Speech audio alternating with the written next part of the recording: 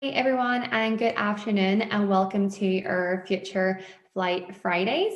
We're really excited to have you here. My name is Emma McKenna. I'm a knowledge transfer manager for emerging technologies and industries at KTN, and I will be your host this afternoon. Future Flight Fridays has been running for a couple of months, and it's something that we will be rolling out kind of over the next which is something to be rolled out for the next 18 months as well. So there's lots of very exciting topics that have been done and are coming up. And today's session is on nature-inspired solutions for future flight. With these webinars, the aims of this is to exchange knowledge, gain new insights, maintain a dialogue around future flight, build new connections, and find technology or services to help develop your ideas. So we're really excited to have you here, and we've got a really great lineup of wonderful speakers that are joining us today as well, that will hopefully be able to provide some exciting insights into how nature can inspire future flight. And that is the focus for the session.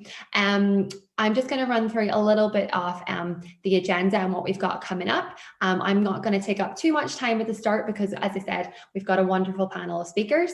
So I'll just run through a little bit of an intro and do some housekeeping.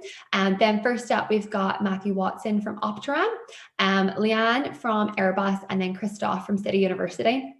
So it's really great that we're able to have a diverse panel of speakers today representing SMEs, large business, and academia. So there'll be quite a range of insights into looking at future flight and how this will continue to develop over the coming years. Each speaker will have 10 minutes to present insights from their area and the work that they're doing. And then we will have time for a Q&A panel discussion at the end before we close the session. Throughout, please feel free to pop any questions that you might have into the chat box. We're more than open and welcome to have questions that are directed to an individual speaker. So if your question is perhaps directed to maybe Matt or Leanne or Christoph, please do note that down, and then we'll make sure that we're asking the questions to the right person. But if you have any open questions that could be applicable to any of the speakers, then please do feel free to pop those in as well, and hopefully we'll get through as many of those as possible in the Q&A session, because I think that's probably the most exciting part of this. So that is just a quick overview of our agenda. So I'm aware that maybe quite a few of you are joining the session today because you've got a real interest in future flight and the innovation that's happening within this area, but nature inspired and the role of nature might be something that's quite new to you. So I just want to give you a little bit of an overview of the context or what it is that we mean by this. So with nature inspired, what we're thinking about is, rather than imitating the whole plant, animal, or biological process, nature inspired solutions aims to uncover the underlying mechanisms and apply them in the design of new products, processes, or systems in a structured way. So what we want to do is look at how nature has evolved and what learnings we can take from that. Nature always seems to find the most efficient ways of being able to do things, and also does so in harmony with its local environment. So by taking the learnings of nature, if we're able to look at flight and future flight and the opportunities within this sector and industry, which we can develop that and design environment and as efficiently as possible. Sustainability, that's really, really important. And so with our range of speakers today, they'll be looking at how nature has inspired the work that they're doing and what insights and innovations they've been developing.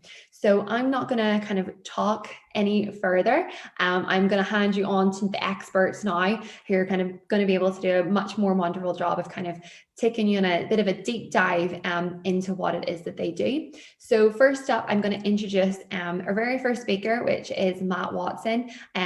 Matt is a research engineer at Opteran. Opteran is a company organization that is actually a spin out from Sheffield University. And Matt has a particular interest in the development of nanoscale drones capable of high-speed autonomous flight. So I'm not sure if he's going to talk about that in his presentation, but I definitely know I want to have a discussion with him around that in the Q&A section, because I'm very interested to know a little bit more about that. So I'm just going to pass you on to Matt now for his presentation. Thank you, Emma. Matthew Watson at Optimine Technologies. Optimine intelligence products, which allow for the creation of robust and genuinely smart machines. So before I get on to what I mean by natural intelligence, let's first just consider where artificial intelligence has brought us so far. So AI has come a long way in the last 2 decades. Machines are now able to recognize thousands of different objects in camera images. We have fast, accurate language translation at our fingertips. And machines now even beating humans at board games that we thought had insurmountably complex rule sets. So it did seem for a while that AI was following Moore's law and that it was soon on track to solve every problem and would put everyone out of their job. However, artificial intelligence and the deep learning it is generally built upon is not quite living up to all of the hype. So I'm sure, like me, you've been eagerly following the development of self-driving vehicles since about the late 2000s now, but have started to notice that true autonomous driving is always promised to be only a year or 2 away, and yet does not seem to have come much closer in the past 5. Equally, we've been promised parcel delivery by autonomous drone, and yet again, this reality doesn't seem much closer. The uncomfortable truth is that the world's current approach to autonomy is rather by brute force.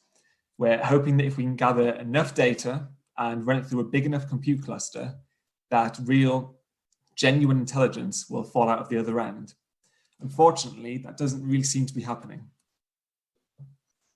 And then to make my frustrations as an engineer who is trying to develop these autonomous systems worse, while I work diligently to, say, improve my drone's motion planning algorithm so I can use a slightly lighter computer, or while I collect and label a slightly larger data set to make my AI learn better, if I just turn around from my desk and glance out of the window, I see that natural autonomous systems, such as insects, are ubiquitous, and they're achieving everything I want my robots to achieve with great performance, with minimal power consumption, and with amazing robustness in unfamiliar situations. So given that we're clearly a long way from achieving the same performance of these natural autonomous systems, why are we trying to reinvent the wheel by creating our own new approaches to autonomy? Why do we not instead try and learn how evolution has solved this problem and use its solutions? So let's take the honeybee as a minimal example of a natural autonomous system that has a rich and commercially useful feature set. So the honeybee is able to stably control its flight and avoid collisions with obstacles using only low power passive sensing. It can recognize its position in its environment, and then it is then even capable of building a map of its world from which it can navigate from A to B and back again over several kilometers. And this is even while performing useful tasks along the way. All of this is achieved using only 1 million neurons, that is 100,000 times fewer than a human, and in a brain only the size of a pinhead. So it was this observation that inspired the research projects that brought Optiran to where we are today. Optiran's knowledge, our ideas, our intellectual property, and our vision are the fruition of 8 years of research, £7 million of grant funding, and 600 million years of evolution. Through this work, we now have an in-depth understanding of the key algorithms used by the honeybee in its brain to achieve real-world autonomy. Using this understanding, we are then re-implementing these algorithms in silico to create what we're calling an Optiran brain. Using such a brain, we can make machines that move naturally, meaning that compared to the current state of the art, they are high performing, they're more robust, they're more power efficient, and perhaps most importantly, through our complete understanding of their inner workings, they're open to verification by regulators. So this is not just research that's confined to the lab. This process of brain algorithm extraction and reimplementation works. Its outputs are real, and they're ready to be integrated into our customers' products to create real-world autonomous systems. So before I introduce our first product, let me first ask you, have you ever seen something approaching out of the corner of your eye and you ducked just in time with really fast reactions? If so, you were using something called optical flow, that is information about how things are moving in your visual field. How things move can tell us a lot about how we should react to them, even before we know what they are. If you're walking, this is important. If you're flying fast, like a drone, this is vital. Optical flow gives us the precise and low latency information that we need to react, to better plan our actions, and to learn. This makes our behavior robust, and it produces robots that are inherently safe. So insects are optical flow experts. So naturally, we reverse engineered how they solve this problem and re-implemented it in silico, leading to our first product, Flow. This is a best-in-class optical flow estimator in terms of computational efficiency, power consumption, and accuracy. So here, these algorithms are implemented. This is on a sub 250 gram drone, and it's running on a 3 gram compute stick using less than half a watt of power. Now, please excuse production quality. I filmed this video at the peak of COVID lockdown from my spare bedroom. So this is a autonomously flying drone that is capable of both controlling its velocity and avoiding collisions using only a single monocular camera. The only 3 inputs I'm really giving the drone are take off, fly around for 2 minutes without hitting anything, and then at the end land. This is achieved without using any of the normal heavy and power-hungry LiDARs, depth sensors, GPUs, or desktop-grade processors that are required by a lot of existing autonomous drone solutions. I think this is a groundbreaking demonstration of the effectiveness of our approach to creating autonomy. So safe autonomous movement is the first step. Next, we need to be able to move with a purpose. So our next product, SLAM, builds upon Flow's perception capabilities to allow an autonomous system to learn a map of its world, and then to use that map to navigate. Just like Flow, this algorithm is brain-derived, and it functions in a completely different manner to current localization and mapping solutions, again, bringing with it a tenfold reduction in computational requirements and power consumption. Going forward, we're also looking at decision-making, where current rule-based approaches to defining robot autonomy can break down when unanticipated circumstances are encountered. Real brains are really good at dealing with this. They're experts at evaluating different courses of action with different priorities, and then gracefully choosing between them while managing conflicts, and thus ensuring that the right action is taken given the context, even if the situation is a bit unfamiliar. This is again based on years of research into how brains solve these problems.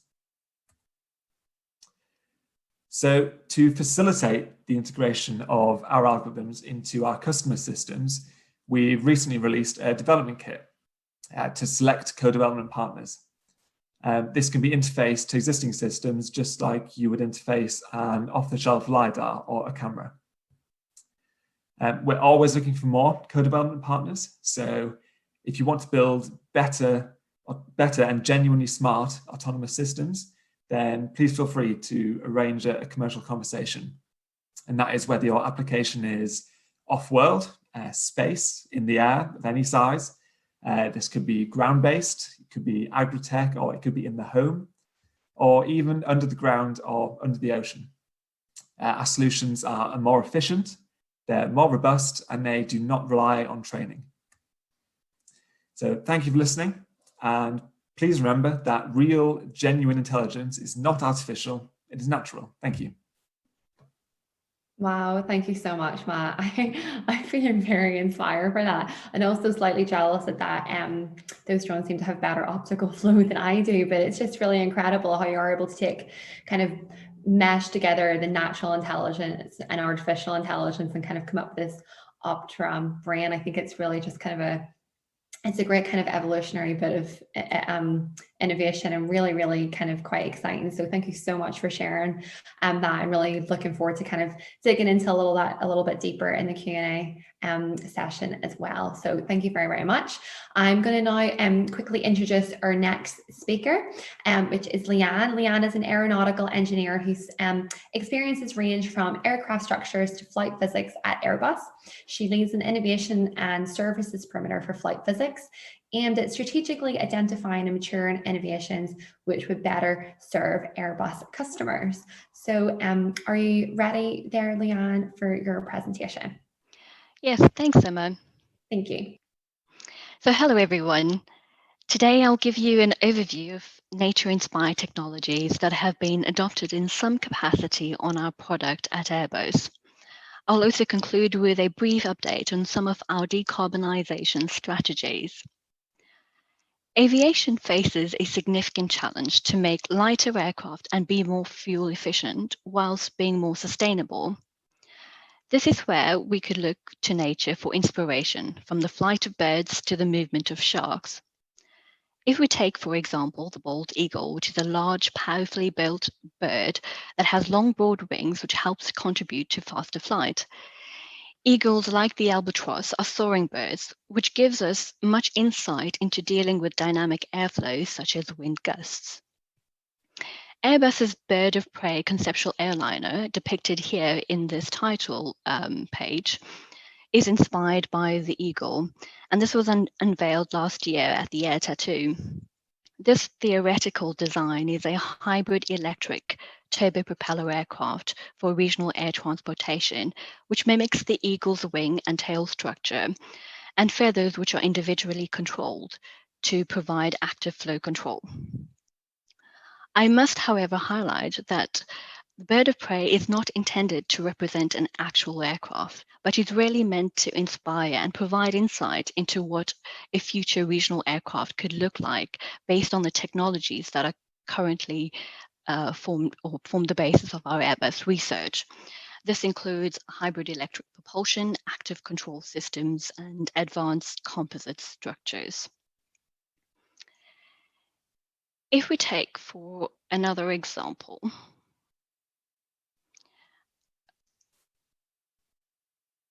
which is the long-eared owl, and is one of nature's most silent hunters. Due to its wing design, which enables it to fly in almost complete silence. When most birds fly, turbulence creates noise. However, the long-eared owl is one of the only few birds that has primary feathers serrated like a comb. This breaks down turbulence into smaller currents, called microturbulences. The serrated feathers are able to be, or at least this is able to muffle the sound of air flowing through the wing by enabling the air to pass easily through. Today's aircraft already produce 75% less noise than those produced 40 years ago. However, we are keen to further study these principles from creatures like the owls to unlock additional mechanisms for quieter flight. Some of these ideas include a retractable brush-like fringe to mimic the owl's serrated feathers on the wings, or a velvety coating on the aircraft landing gear. Similar to birds, sharks can also teach us a lot about aircraft movement. A shark's tail acts as a propeller. It moves forward by swinging its tail back and forth, which pushes water around its fins. Aircraft move forward by the movement of air around their wings to create lift. The shark also has dorsal fins, which work similarly like vertical stabilizers on an aircraft, giving it exceptional maneuverability.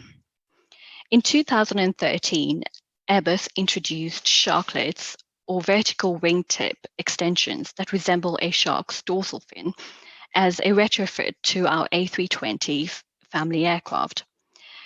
These aerodynamic surfaces, which are mounted vertically at the wingtips, significantly reduce the size of the wingtip vortex, and thus reducing induced drag. Today, all members of the A320neo family are fitted with sharklets as a standard. The next topic draws inspiration from the snow geese. Have you ever noted the V formation at which snow geese fly? This allows the follower geese, at least, to utilize less energy by surfing on the wakes of the leading bird. When flying in this way, the geese immediately benefit from free lift, which enables them to stay aloft with utilizing minimal energy over long distances. This is where the Airbus Fellow Fly demonstrator aims to prove the viability of this flight technique, known as wake energy retrieval. Every in-flight aircraft creates a wake, so positioning a follower aircraft in the air upwash of the leader could help the follower to reap the benefits of this so-called free lift. In fact, according to preliminary studies conducted by the Airbus Fellow Fly team, this collaborative activity could produce fuel savings of between 5 to 10% per fellow flyer trip. We hope that this demonstrator project will boost the environmental performance of commercial aircraft and make a significant impact on emission reduction for the aviation industry by demonstrating technical, operational, and commercial viability of two aircraft flying together for long-haul flights. If we take the technical solution for Airbus, which we are working involves on pilot assistant functions necessary to ensure the aircraft that are flying remain safely positioned in the updraft of the air from the aircraft they are following, maintaining the same distance at a steady altitude. In terms of the operational solution, Airbus is working in collaboration with airlines and air traffic control providers to identify the operational needs and the suitable solutions for planning and executing such fellow fly operations. This really highlights the importance of Airbus and in terms of the way it places in driving industry-wide activities to achieve emission reduction targets defined by the International Civil Aviation Organization and the Committee on Aviation Environmental Protection. Airbus is due to commence flight tests with two of its A350 aircraft in 2020. Given the high potential for a positive environmental impact of the industry, Airbus has an ambitious timeline for a controlled entry into service, which is expected before the middle of the next decade. The other demonstrator, which many of you might have already heard of, is Albatros 1. Inspired by the albatross, which locks its wings at the shoulder for long-distance soaring, but unlocks them when they encounter wind gusts or when maneuverability is required. My colleague, Tom Wilson, and his team have developed the scale model aircraft with the first in-flight flapping wingtips that could revolutionize aircraft wing design. The aim is to develop the semi-aeroelastic hinge concept to reduce drag and overall wing weight while combating the effects of turbulence and wind gusts. The idea is to explore the benefits of unlockable free flapping wingtips, which accounts for up to 1/3 of the length of the wing, to react autonomously during in-flight turbulence and reduce the load on the wing at its base, thereby reducing the heavily reinforced wing boxes.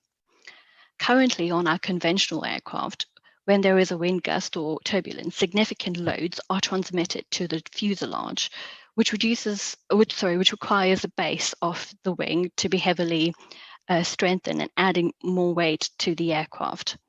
So if we allow the wingtips to react or to flex in the gust, it would reduce the loads and enable us to make lighter and longer wings, and subsequently lead to less drag with potentially more fuel efficiencies to exploit.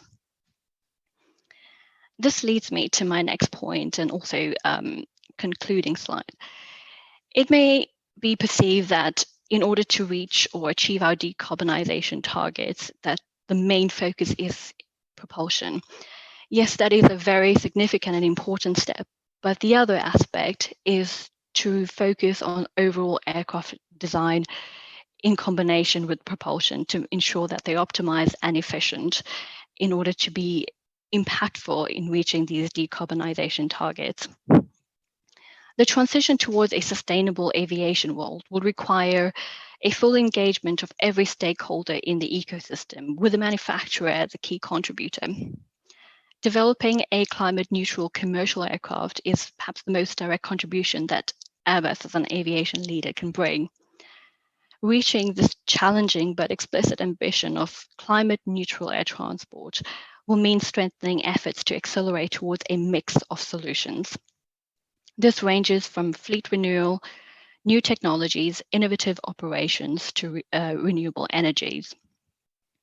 Modernizing the fleet with the latest generation of aircraft is an important way to mitigate CO2 emissions as part of this mix of solutions.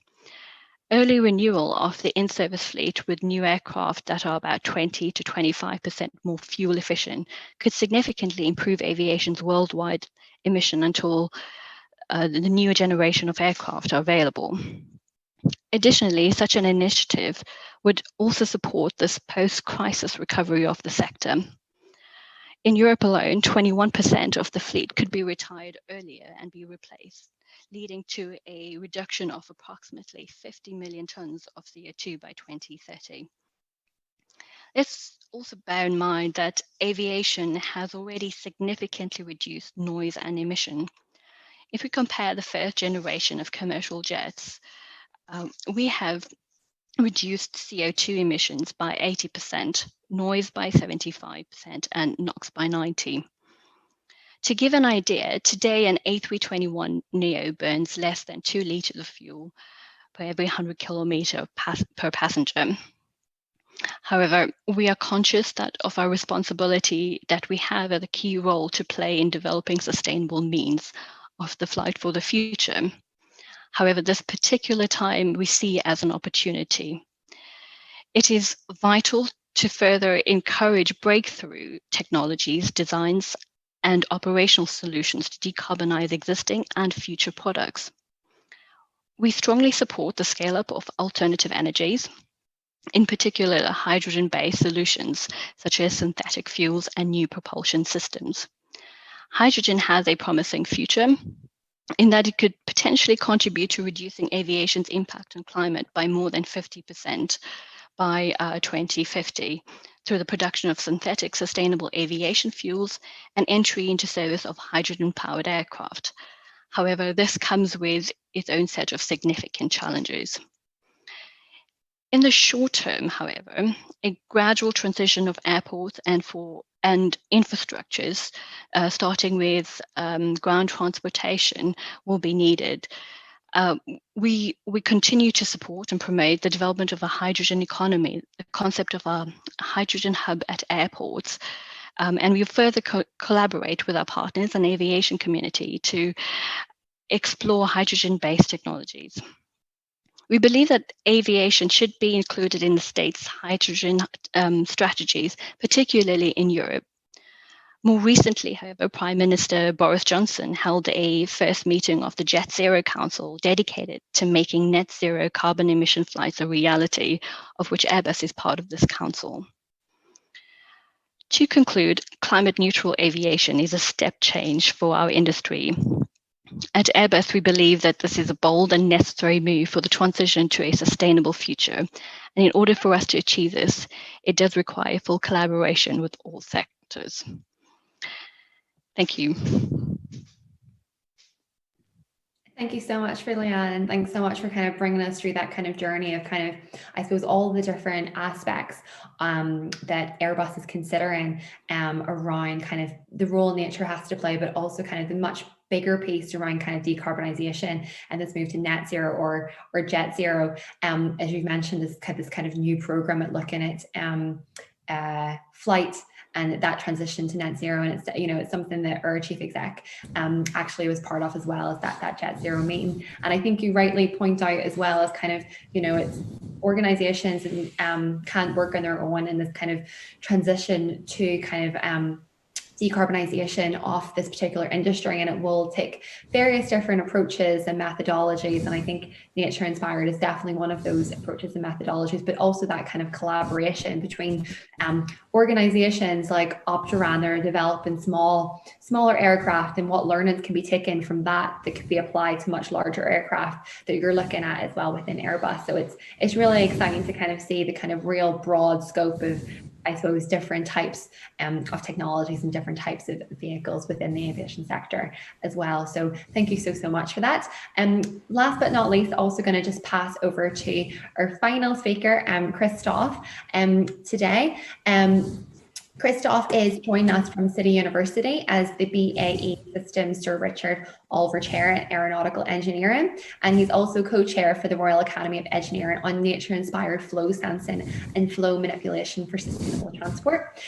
Just before I pass on to you, Christoph, I am just going to do a quick reminder. Please do pop any questions that you might have into the chat box for any of our speakers, whether that's Matt and Leanne that's already went or Christoph that's coming up. We're really quite keen to kind of get your thoughts and insights, even if it's just comments that you have kind of on the presentation so far. We're really just would love to have a little bit of a dialogue with you this afternoon. But yes, I'm going to pass you on to Christoph now. Yeah, thanks, Emma. Yes, Christoph. Yes, as you said, there is also interest from industry, one of the largest employee in defense, which is BAE Systems. And also, I'm happy to see also that the Royal Academy of Engineering is also supporting these nature-inspired solutions, and especially in my case, solutions which are needed for future aircraft and future flying.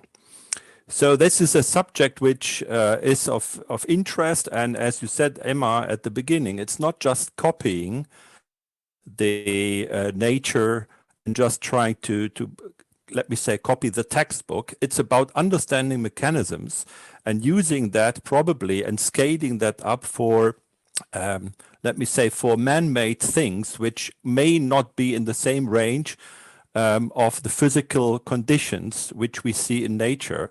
And that is something which need to be kept in mind when we discuss about that. So if I go to the first slide now, pictures from my colleague of mine, from Alessandro Burtaro from Genova, which shows different scales here. On one side, you see that aerodynamic surfaces are not flat and smooth, and as we see it typically in aircrafts, but they are structured, microstructured, large-scale structured, like these pop-up feathers in birds. So sorry, Christoph, we are sorry, I didn't mean to interrupt Christoph. Type scale. So sorry, my voice is not good at the moment. Or Yeah, the you're interconnect. just crackling a little bit. You know, maybe it might help switch off your camera. But yeah, just wanted to let you know, just in case you didn't notice. Okay, so I try it again. So you see these different scales on the surface, and I think as an intermediate step to something which is directly comparable to bird's flight or something in between, we are working on solution where we combine, let me say, solid surfaces with flexible appendices. So as before shown for the Boeing or for the Airbus from Leanne, what they are doing with the Eagle inspired, let me say, wingtips.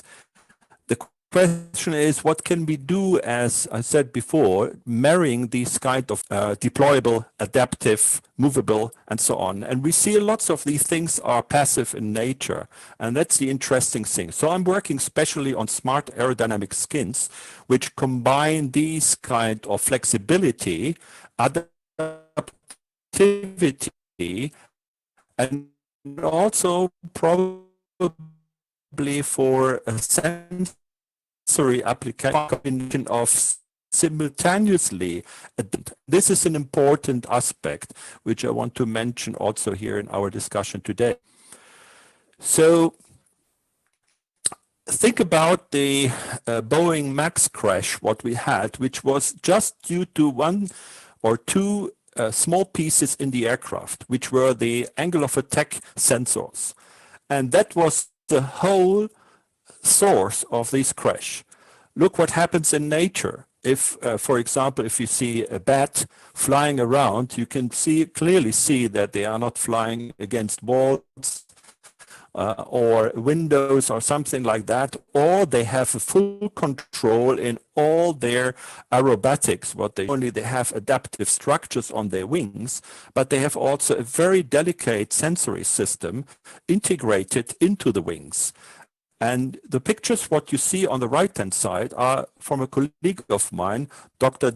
Dickinson from Air Force Eglin Base in Florida, which shows a bat wing and which shows simultaneously with a raster, or the SEM picture, so high magnification, some tiny structures on the hairs, which you see as bumps on the surface. And then on the bumps, you see extending some very small hairs. This is how the surface of the bat wing looks like. So that means they have immediately, when they fly, a direct sensing signal what is going on along their wings. So is the flow going to get turbulent? Is the flow going to be going to incipient separation, and so forth? And I took this idea with colleagues of mine to develop these tiny sensory hairs for aerodynamic research. So what we do is we adapt this technology and use it for a complete different thing, just to investigate the wall shear stress distribution along surfaces in the wind tunnels, in testing of aircrafts, in having direct online feedback of the flow around when we're flying. So this is a very nice idea to take the physical principles from nature and use modern technology to develop these type of sensors. Another example is, as I said before, when we started Peregrine Falcon in diving flight, that we saw how they could probably sense their angle of incidence. As I said before, that sensory system was the reason, the failure of this sensory system was the reason of the Boeing MAX crash. So here you see a picture, a top view on a Peregrine Falcon model in the wind tunnel. And if you put some artificial feathers in some regions where we see incipient flow separations at critical angles of incidence, you see that these artificial feathers starts to vibrate in a very large amplitude. So first, it is manipulating the flow, but secondly, these larger amplitudes indicate to the bird that the bird is going to a very risky angle of incidence. So again, that's a very nice combination of, on one hand, manipulating the flow, but on the other hand, also sensing the flow around the body. And this is the future of flight. You would like to have a simultaneously input of stresses and strains and flow around the wings to understand how to maneuver, or how to, let me say, fly in a safe and also in a very efficient way. Just an example how a sensory system may look like with these tiny wind hairs, which I have shown before. This is a top view on very tiny microhairs, like your own hair. Flow is coming from left to right. This is a turbulent boundary layer flow. And these hairs are 500 micron high and in diameter about 30 to 50 micron. So like your natural hair. And if I now start the movie,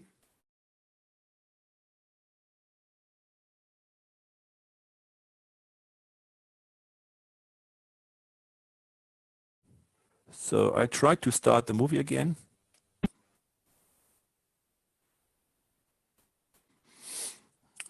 I'm sorry, it's not working.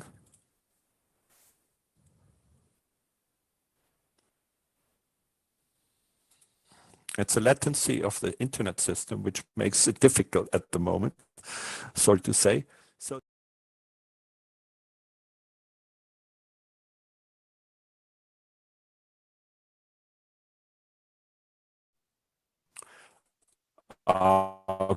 okay, nice. Yeah. The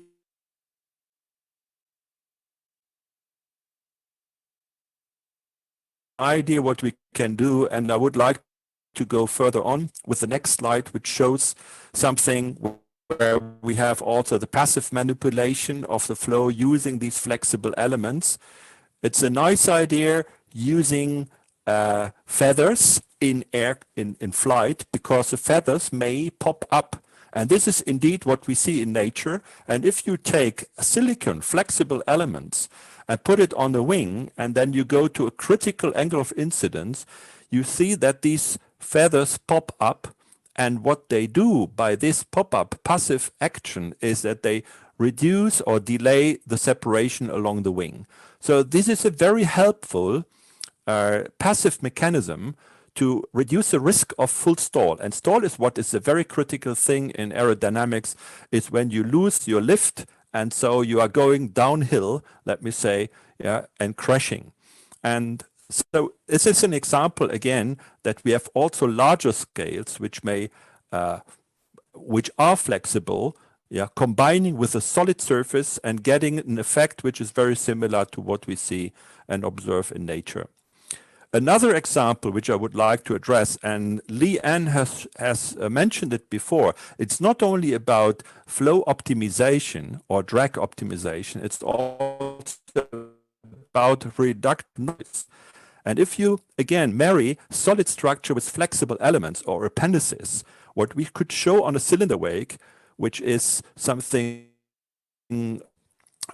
typical, let me say, for the landing gear in aircrafts, we could show that we largely kill aerodynamic noise by just having these flexible elements attached to the landing gear, or let me say to a simple cylinder. What we do is we completely change the fluid dynamical behavior around these bodies, and that also causes a change in the acoustics.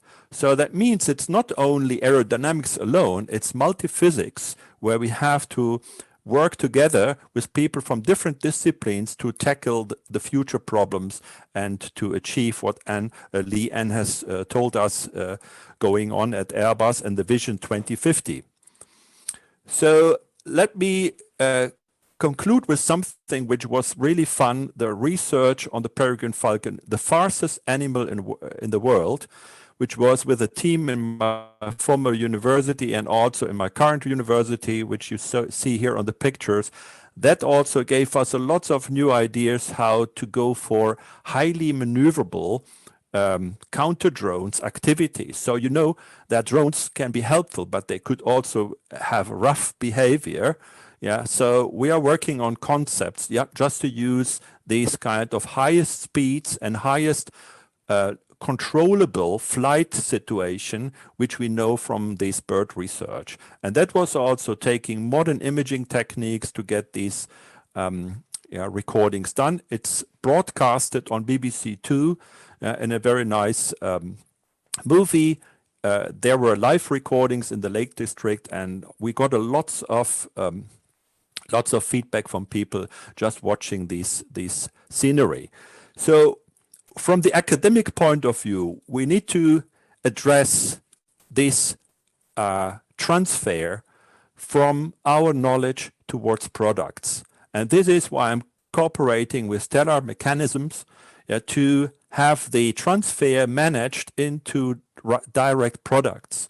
So if you see what we observed from the bird, for example, you see on the left side the future large extending morphing wing structures which we are developing for different missions of these small aircrafts, let me say UAVs. So the mission is just to loiter with very high lift configuration situation, to be in the space and look for some emergency situations, and then going into full stoop with tucked wings, yeah, and then going down to help or support or bring stuff down to the ground or something like that. So there's lots of need in this transfer, and it means also support from funders and others to get this knowledge transfer done. And you see the readiness level from 2 to 6 is the things where we need support from industry, where we are looking for funders, yeah, grants, and also get finally to the application side.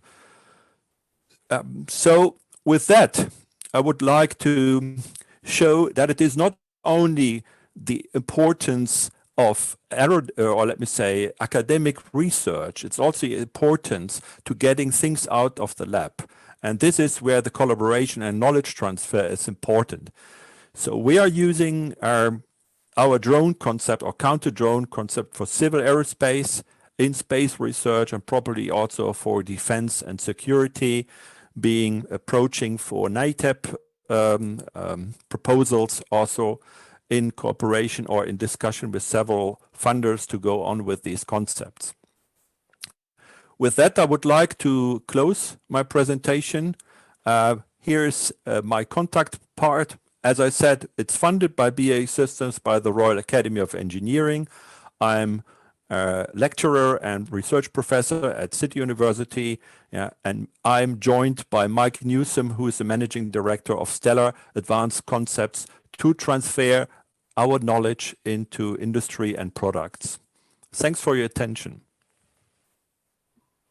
Brilliant. Thank you so much, Christoph. And thanks so much for kind of taking us through kind of that journey of the innovation and the various different stages of those TRL levels, and kind of how, I suppose, demonstrating kind of how well kind of academia and industry can work together to really kind of develop insights and research, but in a way that's applicable and can solve, you know, key challenges for various different industries and sector partners. So thank you so much for that. And thank you to all of our speakers so far. What we're going to do now then is just to go into the Q&A part of our webinar this afternoon, and we have had some questions coming through, so I'm just going to go through and pull out a few of those that have been that have been sent through for some of our speakers. So Leanne, I'm going to come to you first, if that's okay. And we have a question here, really looking at kind of when do you think a carbon neutral airplane could be on the market? And do you think kind of, you know, with COVID, do you think that might take longer, or is there an opportunity to kind of accelerate this development quicker as people are demanding sustainable travel? Yeah, so to answer, it's not an easy one to answer because there's so many different uncertainties and complexities, of course, but we remain committed to achieve our decarbonization targets that have been highlighted. And in terms of the short term, we see a mix of solutions of our current existing products that we would help to reach these decarbonization points. And for example, in the short term, we would want to reach a fuel efficiency improvement by 1.5% each year, which is quite significant in the scheme of fuel burn. Just as an example, while we mature other technologies to be able to contribute to a carbon neutral aircraft. Yeah, absolutely. I think it's kind of one of those things that there is a demand for. And I think now kind of with the movement of kind of Jet Zero, I think there's an opportunity there around kind of having key different players looking at this. I think the Future Flight program as well, kind of in terms of developing and testing concepts and smaller aircraft and the ability to kind of then hopefully translate that into the larger. But yeah, I think there definitely is a demand there, and there's an appetite and definitely a commitment from organizations like yourself to really kind of move this forward. So hopefully we won't have to wait too long. I have another question then as well for Matt that's come in, and that is around, is any of those already in the market?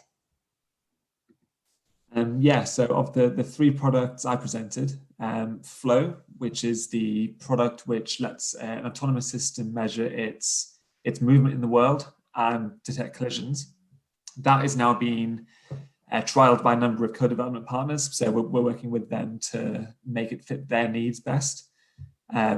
We'll be coming to open market in the future. I can't say when. SLAM, which is our autonomous mapping solution, that is a work in progress. Again, can't give any timescales, but it will be in the not too distant future. And then decision making, we're looking to on a longer horizon. Yeah, brilliant. Great to kind of see all those kind of developing, and there's an appetite there, and working with partners to bring that. So yeah, very exciting. Watch this space then from Opteron. And Christoph, we've got a question here about the research and how it's very, very interesting, and particularly around the hair-like sensors would use optical fiber technology instead of something electrical. One of our attendees would just kind of like, if you could explain how that would work a little bit in a little bit more detail, please. Yeah, so the advantage of using optical technology is that it is not affected by electromagnetic disturbances. So that means we have something where the light goes through into the hair, reflects from the tip of the hair and goes back, and where we sense then what is going on by so-called Bragg effect. Which means that the received light is modulated by the bending of the structures. So that's something which we can record. And then by a correlation between neighboring sensors, we can determine what is the local flow situation. So this is ongoing research, and we use that already for artificial whiskers underwater. So you see, it's not only let me say, unmanned air vehicles. It's also underwater systems, which needs to go autonomous in the future. We use the same technology with whiskers, which are optical fibers. Hope that answered your question. Yeah, I hope so. If it hasn't answered your question, then please pop a follow-up question in the chat, and we'll see if we can capture that. Or Christoph will be able to go onto YouTube afterwards and pick that up. But also Christoph shared his contact details, so I'm sure he'd be happy to continue the conversation as well. We also just have lots of other questions coming in, but I also had this one for you as well, Matt, that kind of leads on from kind of what you put in your bio that you shared with us. And it's really around kind of autonomous drone racing, and whether that's kind of a good way to really drive innovation in UAV autonomy and perception. And really how long as well. This is quite interesting. I didn't know much about it until we discussed this kind of offline before this, but around kind of autonomous racing drones and actually beating human pilots. So can you kind of share some more insight into that? Because I think it's a really interesting topic and area. Yeah, sure.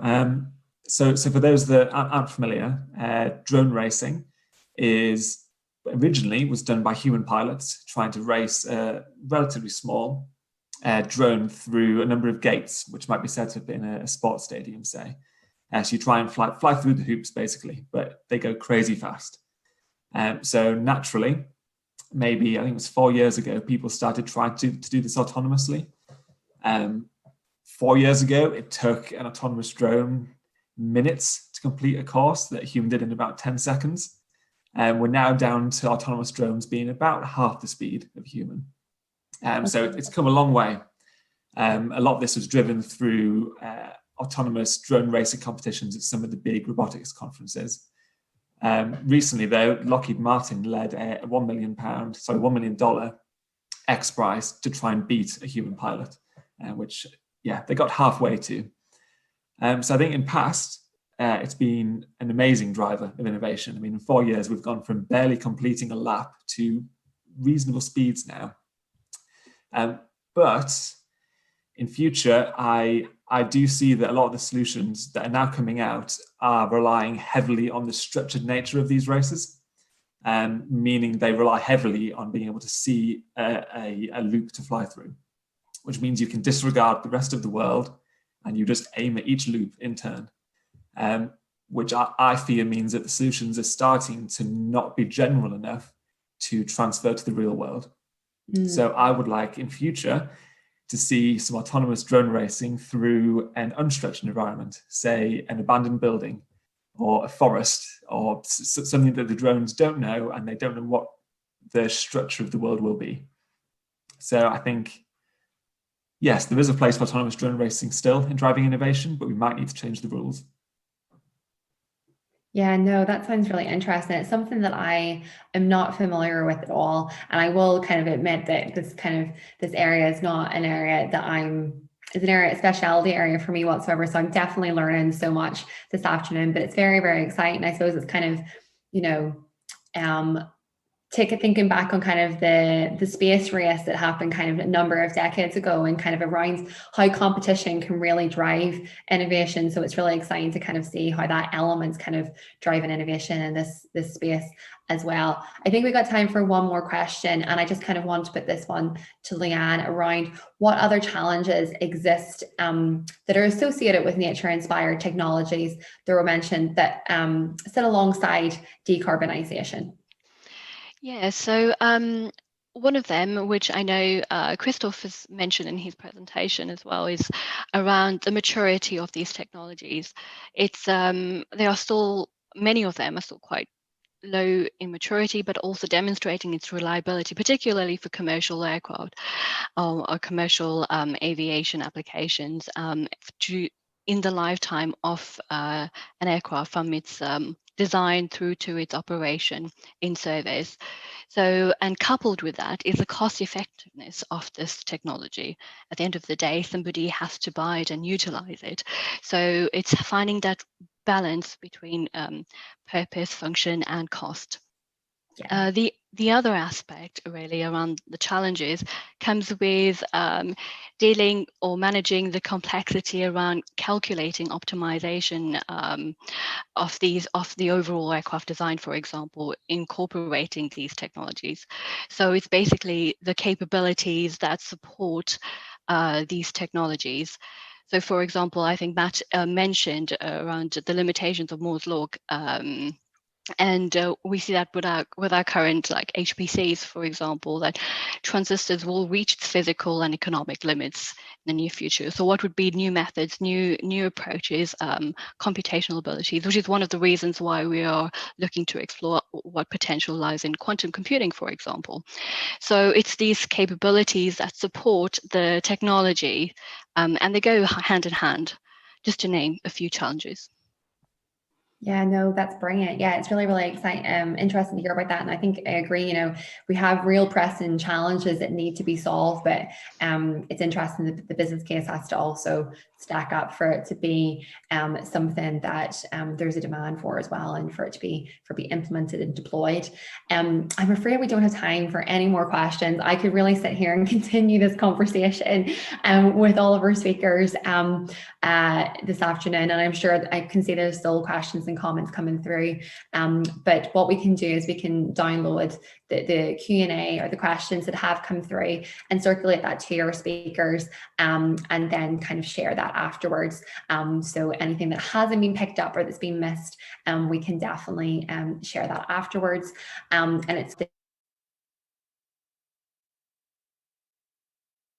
developing articles to kind of that digs in a little bit deeper and kind of considers kind of the different speakers and the work that they're doing, the insights that they have. So hopefully we can share that as well with you afterwards. But I just kind of want to say a huge thank you to all three of our speakers this afternoon. It's been absolutely brilliant. I have personally learned so much, so I hope everyone else has enjoyed it as much as I have. I also want to thank our team that's also kind of working really hard in the background, that's made all of this go super smooth this afternoon, which is Sarah, Michelle, Natasha, and Hannah. So as I mentioned at the start, Future of Flight Fridays is something that's been running for a couple of months now. And it will be running for 18 months in total. At the moment, you can sign up and register for webinars right up until Christmas. But Michelle has informed me that we have sessions planned right up until June. And I know that they're all on incredible different topics that look at future flight. And the next one is on the 25th of September, and it looks at public trust in future flight, which I think will be a really exciting topic. If you are keen to kind of find out more about the Future Flight Challenge and connect with the network that does exist, then please do email, get into contact via LinkedIn, on the website, or on Twitter. There's so many ways in which you can definitely get involved. So please do that. I think there's lots of opportunities that are going to be coming up over the next year or so within this particular challenge area. So definitely do get involved. As I mentioned slightly earlier, this webinar is kind of being done in collaboration with our nature-inspired Solutions Innovation Network. So I'm going to be really cheeky and just have a little shameless plug in there for that as well. So this is an innovation network that I lead on, and it looks at nature and how it inspires design and solutions. And we look at all various different application areas, but also including transport, energy, and infrastructure. And the aims of this network is to bring together a diverse community, raise the profile of the sector, and develop ideas for collaborative projects and identify unmet needs within a target industry. If you are interested in getting involved, we have a group on LinkedIn as well, and feel free to get in contact with me. And also, as well as that, as I mentioned, we have had run different webinars over the summer that have looked at nature inspired in various different sectors, including construction, clean energy, and manufacturing. So please do check those out as well.